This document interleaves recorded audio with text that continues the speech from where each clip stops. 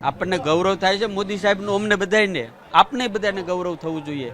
એક ગુજરાતનો એક સાચો માણસ જ્યારે દિલ્હીની ગાદી ઉપર બેઠા અને એ જ્યારે રામ મંદિરમાં પધરાવતા હોય ત્યારે સૌથી વધારે કોણ રાજી થાય? દાદા રાજી થાય, હનુમાન દાદા રાજી, કારણ કે એને રામથી વધારે કોઈ પ્રિય નથી.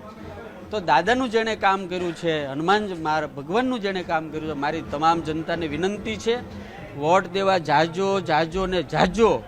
જો આપણે વોટ નથી દેતા તો આપણો અધિકાર નથી આપણે કોઈને કહેવાનો, એટલે વોટ દેજો.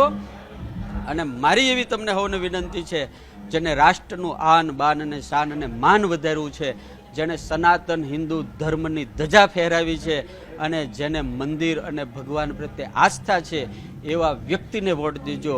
અને જેના કારણે આ દેશ ફરીને એક આખું નવીનીકરણ થઈ રહ્યું છે, એવા વ્યક્તિને વોટ દેજો. ગુજરાતની જનતાએ તો કાંઈ જોવાનું જ ન હોય, આપણા ગુજરાતી 2 જણા ત્યાં બેઠા છે, એટલે આપણે તો કાંઈ જોયા વગર એક જ વ્યક્તિનું મોઢું જોઈને વોટ દેવાનો હોય, અને એનું નામ છે મોદી સાહેબ અને અમિતભાઈ.